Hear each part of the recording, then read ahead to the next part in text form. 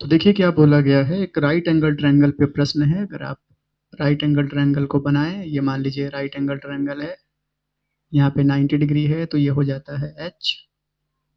कोई angle define करते हैं, लाइक ये थीटा डिग्री है एंगल, तो ये हो जाएगा इसका बी मतलब बेस, ये हो जाएगा इसका हाइट या परपेंडिकुलर पी, जो आप चाहें। प्रश्न में हमें दिया गया है कि इसकी हाइट, इसका बेस के बारे में दिया गया है कि बेस जितना भी है हाइट उससे 7 कम है। तो हमें नहीं पता बेस कितना है, तो हम मान लेते हैं let B equal to X. Unit H की यूनिट दी होगी कितनी, 13 क्या 7 सेंटीमीटर, तो हम सेंटीमीटर में काम करेंगे, एक्स सेंटीमीटर मान लेते हैं। ठीक है, तो P कितना हो जाएगा, P हो जाएगा x माइनस 7 सेंटीमीटर, x से 7 कम, और h भी दिया गया है हमें कितना 13 है। तो हमें बताना है कि इसका बेस और परपेंडिकुलर कितना है, मतलब P और B की वैल्यू बताना है। बहुत आसानी से कर पाएंगे। कैसे, अगर ये राइट एंगल ट्रायंगल है तो पाइथागोरस इस पे लगनी चाहिए। तो यहाँ पर हम लगाते हैं बाई पी जी टी, क्या कहता है, H square equal to P square plus B square. H की वैल्यू कितनी है 13 स्क्वायर इक्वल टू पी की वैल्यू कितनी है x minus 7 square plus B की वैल्यू कितनी है एक्स स्क्वायर।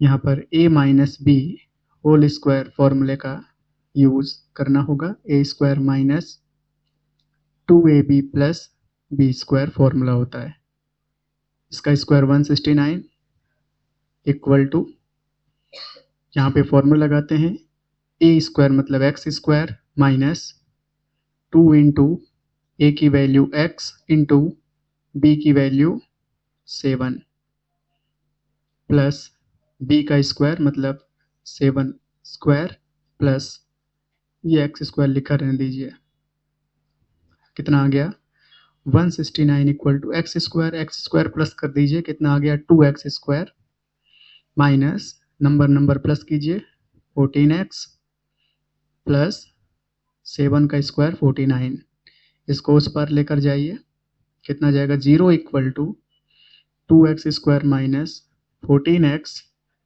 प्लस 49 माइनस, ये प्लस में है उधर जाएगा माइनस 169, जरा इसको माइनस कीजिए, कितना जाएगा 0 equal to 2x square minus 14x, बड़ा नंबर कौन है 169, तो माइनस में आएगा, कितना आएगा 0, 9 में 9, 6 में 2 और 1, तो कितना आ गया ये। अच्छा, ये डायग्राम बना रहने दीजिएगा इसको, आप इसके साथ में बना लीजिएगा, बल्कि इसे नीचे बनाते हैं, उसे आगे सॉल्व करेंगे ना हम, जब वैल्यू आ जाएगी। तो अब नोट करते समय ध्यान रखिएगा, मिक्स मत कीजिएगा डायग्राम कहाँ तक है। चलें, 2 कॉमन लीजिए, यहाँ से 2 कॉमन लीजिए, कितना आ जाएगा 0 इक्वल टू 2 जैसे ही कॉमन लेंगे एक्स स्क्वायर, यहाँ से माइनस 7x, हाफ करते जाइए नंबर्स को, 7x माइनस, इसे हाफ कीजिए, कितना आ जाएगा 60, 2 से डिवाइड कर दीजिए, तो 0 divide by 2 equal to X square minus 7x minus 60, और आपको पता था कि 0 से जब डिवाइड करते हैं किसी नंबर को तो वो 0 हो जाता है, तो मतलब 0 इक्वल टू कितना हो गया x square minus 7x minus 60। थोड़ा इसको ठीक से लिख लेते हैं, मतलब ठीक से कैसे, पहले एक्स स्क्वायर को, फिर 7x को, फिर माइनस 60 को, फिर इक्वल टू 0। अब ऐसे 2 नंबर सोचना है जिसका इंटू करने पे 60 आ जाए और प्लस माइनस करने पे 7 आ जाए, माइनस 7 और माइनस 60। वो जो नंबर है वो है 12 और 5, तो माइनस 12 और प्लस 5 करेंगे, इन दोनों को माइनस करेंगे तो 7 आ जाएगा, और इंटू करेंगे तो 60 आ जाएगा, minus 60 equal to 0।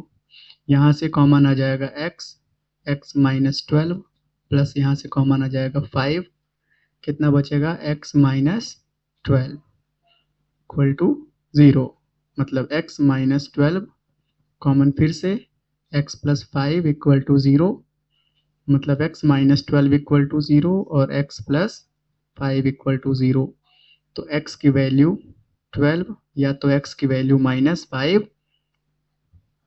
Negative base नहीं हो सकता। बी हम किसको माने थे? बेस को। नेगेटिव साइन को नेग्लेक्ट कर देंगे तो x की वैल्यू कितनी आ जाएगी? x मतलब बेस कितना आ गया? 12 सेंटीमीटर। और फिर हम p की वैल्यू बता पाएंगे, कितना हो जाएगा?